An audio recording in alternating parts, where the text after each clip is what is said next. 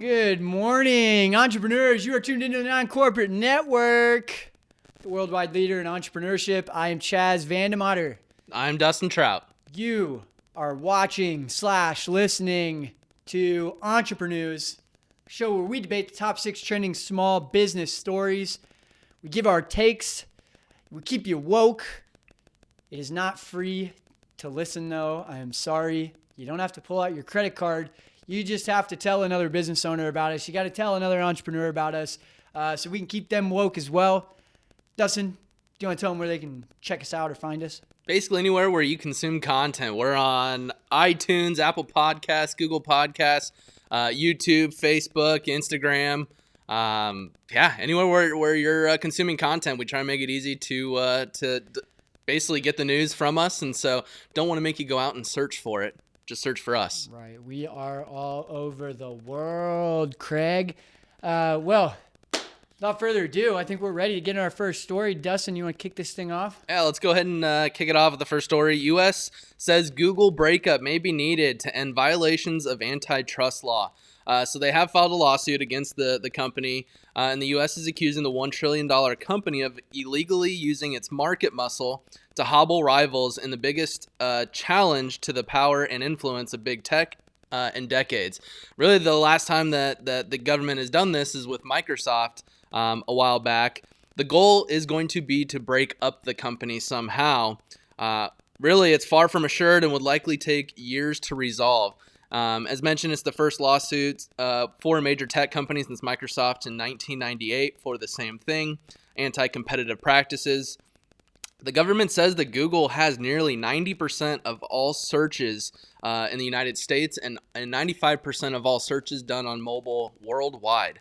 Huge share. So not really concerned whether this is right or wrong, but really, I mean, how do you break it up? I mean, it's a search engine that people are going to. It's, you can't tell people, redirect them to Bing or something like that. So Chaz, I mean, how would you break them up? Yeah, no, this is interesting. And you are right. Like in Microsoft, it took 3 years, but it's a very comparable situation that would happen with Microsoft and what's happening now, where Microsoft was preloading Internet Explorer onto every PC manufacturer's hardware. And so everybody that bought a computer across a variety of different hardware providers, they had Microsoft Internet Explorer preloaded on there. They couldn't delete it. It was like, here's your search. There's not really any other option. And so what we're seeing with Google is that they're preloading and you're not able to delete the app on Android devices. They're lobbying billions of dollars to internet providers to be the default search engine.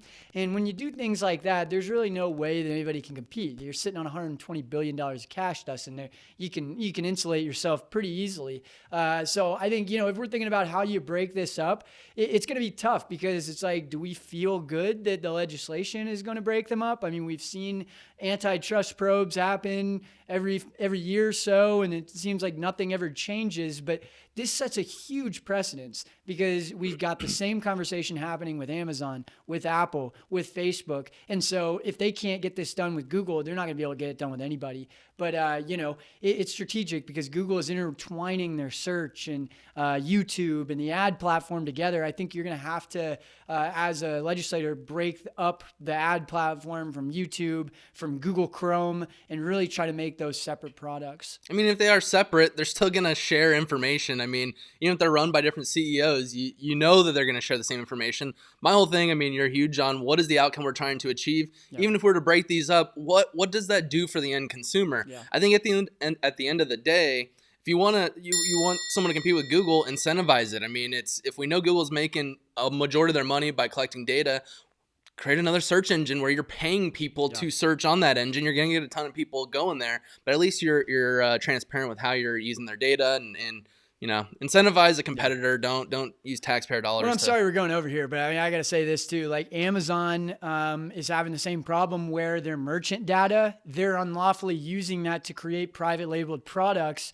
for Amazon and push out the competition there. And so I see this as the same kind of thing. Google is sharing data across their products to give themselves a leg up over the competition in a place where they don't have a choice but to play ball there. And so, Go check the Brave browser out. That's what I'll say. Go check out Brave browser, basic attention token, if you want to get paid to search on your That's device. what's going to be disrupting Google, not the government. Yeah. And it'll cost taxpayers a lot less. So going on to the next story, U.S. enough. single-family home building permits surged to more than 13-year highs. This signals that the housing market is the star of the economic recovery. Permits and completions of new home builds are at the highest level since 2007. We all know what happened in 2008, so hopefully it's not a precursor to that. Yeah. Most of this comes from the first-time home buyers segment and those who are actually looking to move because their work is allowing them to work remote more long-term. They're trying to find lower cost of living so that they can take advantage of the same pay. So those are the two segments that are really pushing the housing market right now. Yeah. What's interesting is in September, there was 1.415 million homes sold between new home and resale. That's a lot of homes. New home builder confidence is at the highest level in history here in October. Really, I mean, this gets brought up because, I mean, the home building industry does fuel a lot of different businesses, you know, from contractors to builders to cement. To, I mean, it fuels a lot of our economy, and it's always great to see this, you know. Stimulus has come to a halt. Stimulus talks, there's a lot of good chatter going on, but nothing's been passed. I mean, will this sustain long term, or what are your thoughts, Chaz? Yeah, no, it is interesting. I mean, I think it's going to plateau. And again, history repeats itself. You know, this is what we saw with the low interest rates. And, you know, I think that, you know, consumers, a lot of consumers are in an even worse place than they were in 2008 in the sense that, you know, they've lost their job. They're trying to figure out what's next. And, you know, I think it's going to be interesting to see how we go from here. But I think that there's going to be a drop off in that number you're talking about in terms of new homes being built because, you know, all the people that were going to move out of these high-rise areas, Silicon Valley, New York City, I think that they've already moved. If they're going to move, they're already moved. And so, you know, I think what we're going to start to see now is that all of these other states are going to start to catch up a little bit on the income tax level, which is going to make people that have already moved now to the Midwest or wherever they move go, oh, this is so much better. I'm paying so much less in taxes. And then they turn around and, you know, next to this election, they're going to pass income tax and be right back up to comparable to where they were at. So, you know, I don't know how sustainable it is. I feel like people have already moved. And so it'll be interesting to see if we can keep the growth going. But yeah, the interest rates are definitely driving this. Yeah, and I think, you know, in terms of sustainability and long term, I think it is going to continue long term. I mean, the feds have to keep interest rates super low because, I mean, they directly impact not only the housing market, but how much the you know, us as America has to pay back on our debt. I mean, there's an interest rate on your credit card. We have an interest rate on our debt. As that interest rate goes up, the interest that we have to pay goes up. And so it only makes sense if we keep the interest rates low. And so, I mean, the cost of home ownership is just going way down. I mean, it's insane. I mean, just moved not too long ago, and with the new interest rates, it's literally a house that's, you know, worth quite a bit more than our previous house.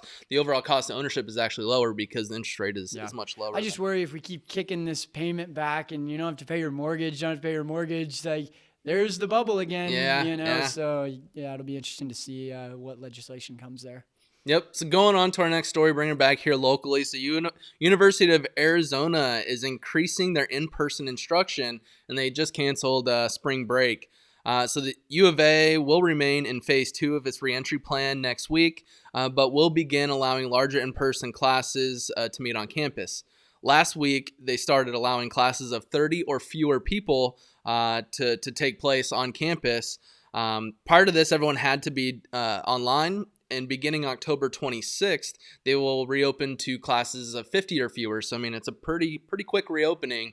You know, they just made it to 30 or fewer. Within weeks, it's 50 or fewer. They attribute this to, you know, tests continue to remain low, showing that they are opening in a logical way. You know, had a story, a couple months ago, they were testing wastewater. So, I mean, should we be testing more wastewater to get more insights? But more importantly, do you think how quickly the reopening is smart and safe? You know, considering the current climate. Yeah, I mean, I think they're taking precautions, right? And the whole idea here is that a lot of people that are in college now are starting to realize, why the hell am I paying $50,000 a year for watching some YouTube videos. It's like that seems to be what's happening. And so I think that they're trying to recover some of the value that they bring as an institution by having these in-person lectures, by having some form of engagement that's not done remotely. And, I imagine that there's people dropping out left and right, or people that are looking for alternatives. I mean, in today's climate, I think that there's a lot of innovation happening in the education sector, and we're starting to realize that you don't have to go and take out huge student loans. You don't have to go and take classes on campus. And so I think, if anything, the pandemic has taught us that maybe this isn't the way of higher education moving forward, in terms of cost, in terms of like price affordability levels. So, it'll be interesting to see. But I mean, more power to them. I think that, somebody's got to do it. We can't just all sit around and wait another year. They're going to go out of business. Yeah, no, it is. I mean, I do like that they're reopening. I'm all for that in a safe way. But yeah, it makes you wonder: are they reopening to as a selfish way to try and get people back on so they don't lose that value? But I mean, even then, it's you'd have to wonder how many colleges are not having that conversation around.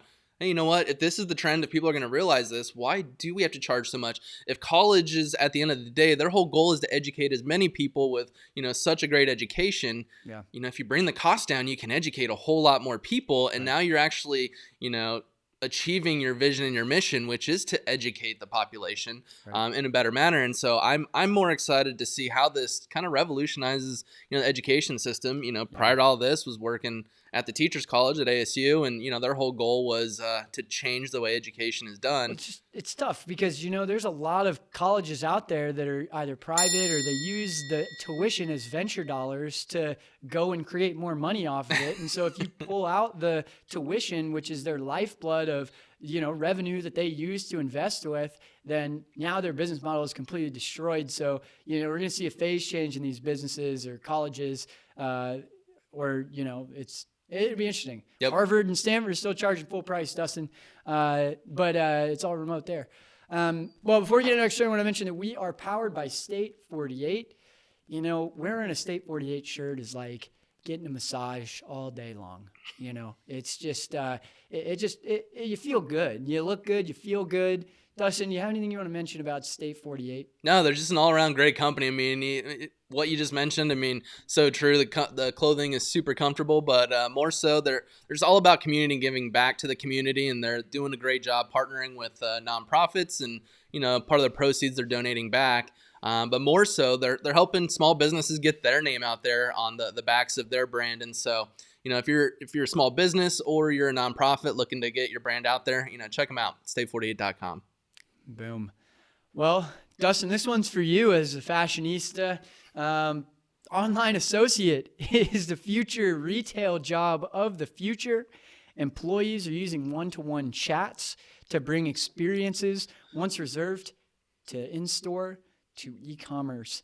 Dustin, we're seeing now that a lot of businesses are actually employing people to function as sales associates via chat on e-commerce platforms. This is interesting. The U.S. Online sales in the second quarter rose 45% from a year earlier, clocking 3 times recent growth in sales. Now the industry is racing to respond. So my question to you, Dustin, is this a job that we're going to continue to see become more prevalent? And does this fully replace the ethos of an associate in person? Well, Chaz, my answer to you is yes. This is going to revolutionize the whole buying experience and what a sales associate looks like. I love that. I mean, right now it's just chat, but there's a company we're working with where they've actually built an app for home buyers where you could go through and virtually tour something or be there in person, and you have a live video chat that comes up where you have a sales rep that gives you more information, and it's less intrusive than having someone come up and tap you on the back. Hey, can I help you? No, you're just bothering me. And so not only that, this is going to change, how people are getting their advice. If there's a company that can come in and get really good at the recommendations that they make, it can change the whole buying experience and make someone want to come to you because of the recommendations you give, more so than the clothes that you offer, because you make them look good whenever they leave the store. So I'm for it.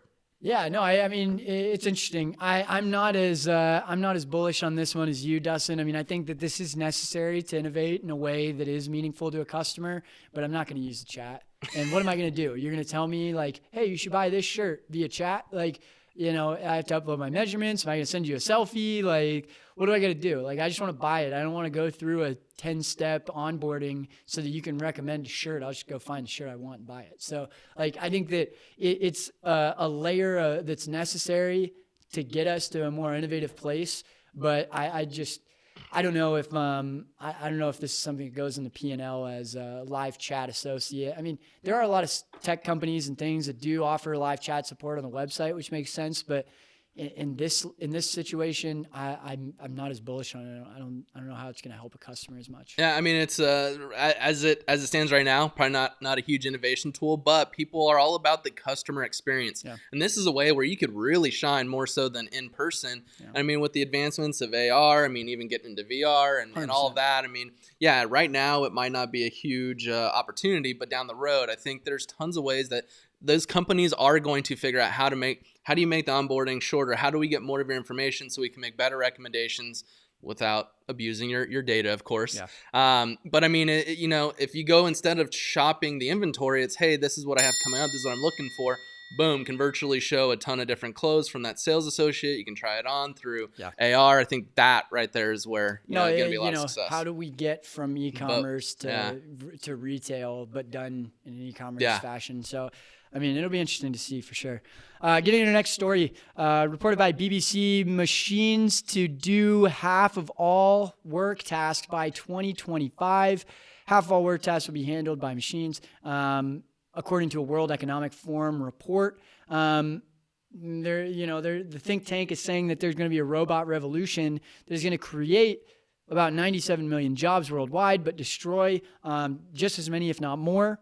More than 50% of employers surveyed said they expect to speed up the automation of some roles. And 43% of these people said that they felt likely to be cutting jobs due to the technology that they're bringing into their business. So, Dustin, how does this affect a growing inequality gap? How does this affect us moving forward as a society with technology taking jobs? Yeah, I think as a society, we need to evolve where we're shifting focus on how we're prepping our society for this type of work environment. We have so many jobs that are going unfulfilled because we don't have the skill. I think overall, this is the way that we're going to need to go, because as the population grows worldwide, you're not going to have enough people to keep up, to produce as much, to even keep up with demand. And so we're going to need the help of robots. But I think this is going to help with the inequality gap, because the engineering, the electrical, the programming of these robots, I mean, it's going to create so many jobs. And even right here, it mentions, even if we have a 1-to-1 loss right now, no one's thinking of, as we find efficiencies and all that, what opportunities are going to come up that's going to excel job growth. And so I think we're going to net more jobs. Yeah. There are going to be higher skilled jobs, higher paying jobs, which is going to bridge that gap. But we need people to have the skills and education to fulfill those jobs. So I think as this happens, whether it's taxing companies that are taking advantage of reducing their workforce or whatever that may look like, investing into education, I think, is where all of this will be, the white space. Well, and I'm worried that the companies that have the cash to be able to shell out to do the education are going to be the big five, right? And, if you've got Google, Facebook, Amazon, Microsoft doing all of the education, it's pulling all those people into their workforce. Now we turn into this dystopian society of you work at one of these companies or else. And so I don't necessarily love that side of it either. But, I think that this inequality conversation is going to continue to be a thing, because the people's jobs that are getting eliminated are the ones that are in the lower income brackets. And so they don't have the disposable income to go and invest in education and take time off of their job to do that. And, I think that there's going to be a real phase change, Dustin. I truly do. I talk about this all the time, but I think that our economy needs to be optimized towards profitability and productivity from a business perspective, and not unemployment rate. I think that we focus so much on unemployment rate, and it hinders the efficiency of businesses. And if we can be more innovative in that way, then I think it's going to open the door to be able to kind of accomplish what you're talking about, where we can go and create more jobs with the technology we're using, as opposed to keeping outdated business models just to protect jobs. So, yeah, no, I totally agree. Focus on productivity, incentivize that rather than focusing on how we can help unemployment. Yeah. You incentivize someone hiring, you give them money, they're going to figure out how to hire. That's what's going to innovate us. Yep. Getting to our last story, there's a tax raid going on in Arizona. Ballots are out and flying around. I got my early ballot the other day. This is interesting, Dustin. We talk about Prop 208 helping to add some cash to our education system here in Arizona, which greatly needs it based on the education rankings state by state. But Prop 208 is going to invest in this Education Act and impose a 3.5% surtax on incomes above $250,000 individually or $500,000 for joint filers. The current top rate of 4.5% is now going to be raised to 8%, which would move us as the state of Arizona to the 10th highest income tax rate in the country, where currently we are at the 11th lowest tax rate in the country. This puts us much closer to to California at 13.3%, and states like Nevada don't have any. And so, thinking about how this affects us, will 208 make Arizona lose its luster, Dustin? Absolutely. I don't want to say that education isn't a focus. It should be, but I don't think we need to be taxing, the rich essentially for it. I mean, we have so much population growth coming here. So many businesses are moving here because they're not going to be taxed extraordinarily like they are in New York and California and whatnot. So if we start raising our taxes to be comparable to the overall businesses that are moving here are going to decline, and then the job opportunities are going to decline.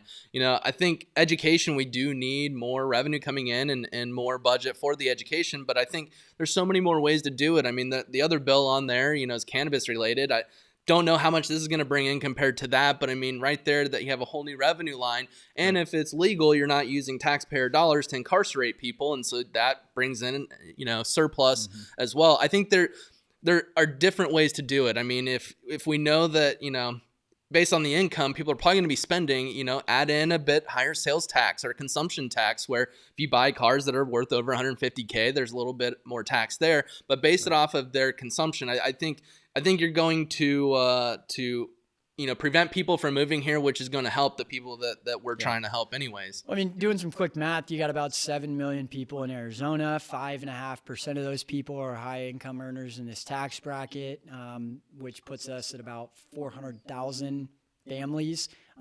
If all of those families increase taxes by average 10 grand, which is kind of a conservative estimate across those income levels based on this increase in percentage, you're looking at over $4 billion of revenue generated off of this bill, compared to the forecasted opportunity cost of about $2.5 billion in lost revenue. So you're netting about $1.5 billion based on, just the numbers here. So I agree with you though. 207, we've seen that happen in Colorado, and obviously revolutionized their education system. So it'll be interesting to see. I think it takes some education for sure, and we talk about the value of education. And so either way, I think money needs to be put there, regardless of what gets decided. But looking back on the story, this stuff's all very interesting today.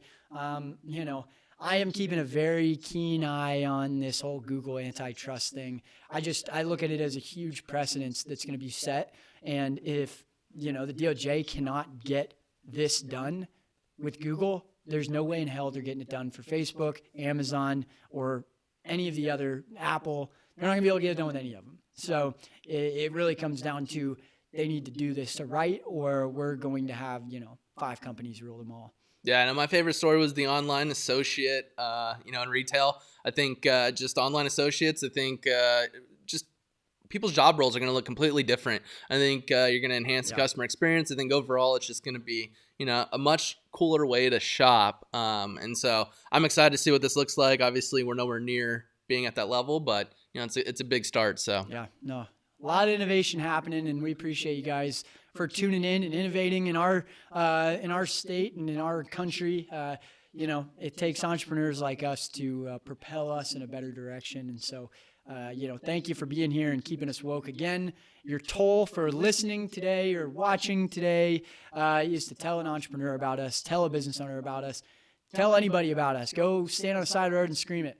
We want to bring this type of information to the world. I think that there's enough yellow journalism out there, and we're trying to, keep people unbiasedly woke with, the real facts. So, we do appreciate you guys tuning in, but Dustin, you have anything you want to add? No, thank you guys for tuning in. If you have anything that you want to educate other entrepreneurs on, reach out. We'd love to help you do something like this. We're all about just passing that education and enhancing the entrepreneurship just community. So don't hesitate to reach out, and we look forward to connecting. You guys are awesome. We'll see you next time. We'll be back on Friday. Until then, my name's Chaz Vandemotter. I'm Dustin Trout. And you have been watching Entreprenews on the Non-Corporate Network, the worldwide leader in entrepreneurship. Peace out. Peace out.